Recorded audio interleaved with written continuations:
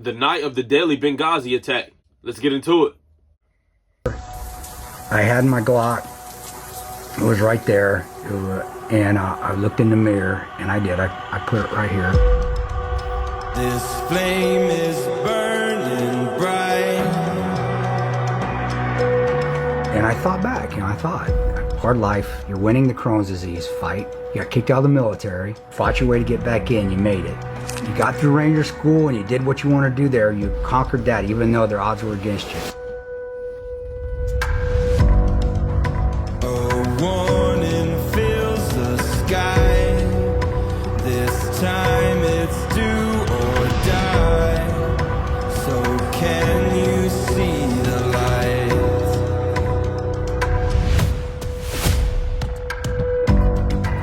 And then 10 years overseas, seeing death and seeing life and getting through all that, making a bad call in Iraq, that I made a bad call in Iraq where a little Iraqi girl died that I could have saved her. And you got through that.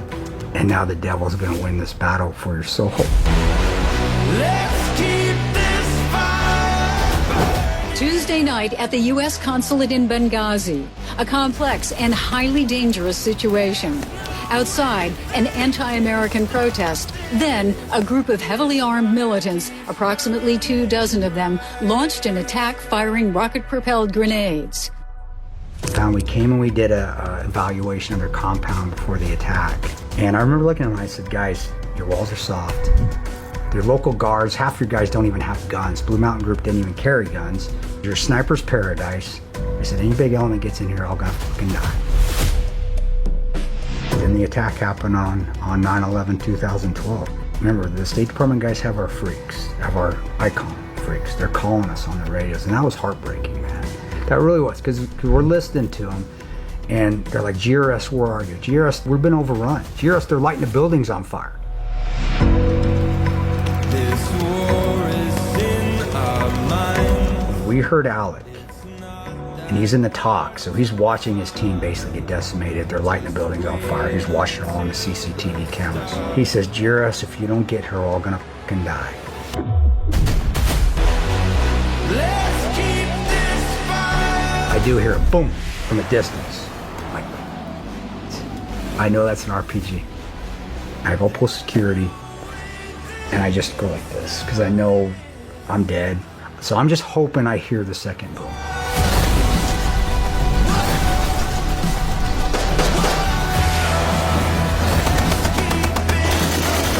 God was there all night, man. And God kicked me in my ass and said, get your gun up, Ranger. And all that came in my head was Ranger Battalion. What's your cover, Ranger? Bullets. What do you do when somebody's shooting at you? You shoot back.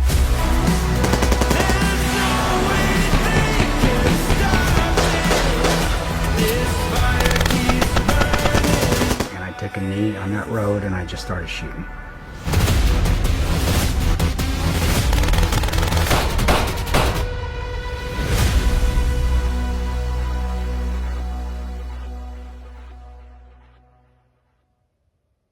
At 3 a.m., we get hit again. Jack, for some reason, he starts to do chest compressions and CPR on a dead body.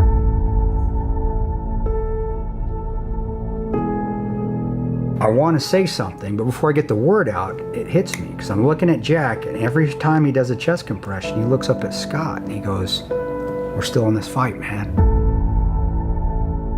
He is being positive over a dead body to get Scott out of his shock so we don't have another casualty. Wow. So I'm shooting over their heads. Boom, blows up. As my night vision goes white and it comes back, those 4 guys that were shooting are now 3. I put 3 rounds over the top of their head. I went boom, boom, boom. And as soon as I did that, 3 mortars fire for effect.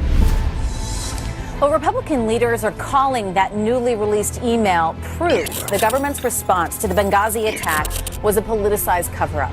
But the Democrats say it's all a right-wing conspiracy. The email was sent just days after that attack, and it discusses what should be said publicly about it, including the need to stress it wasn't a failure in White House policy. Because we figured at that point, we're like, somebody's going to tell the truth. You still have some optimism. that there's some heart and some integrity within the government that somebody is going to say something. I mean, you were abandoned by the U.S. government. And Benghazi Committee Chair Congressman Trey Gowdy saying he has emails that show Ambassador Chris Stevens continuously requested extra security, beginning when he arrived in Libya 4 months before the Benghazi attack. I have had emails read to me that show that many of these changes were directed by Hillary Clinton's spokesperson at the State Department, Victoria Nuland. In one email, she said that information about CIA warnings, quote, could be abused by members of Congress to beat up the State Department for not paying attention to warnings. So why would we want to feed that? So I wish I could tell you different, but that's what happened. How long did it take you to rid yourself of that anger? Let's keep this fire. And that's why Hillary Clinton was exposed for all those emails that she had. Man, that's some messed up stuff, bro. They abandoned our own military guys, leave them for dead. And the only reason they made it back is because of God and because they stood and fought. That's crazy, bro. Appreciate you guys watching. Make sure you hit that like and subscribe button. I'm going to catch y'all in the next video. I'm gone.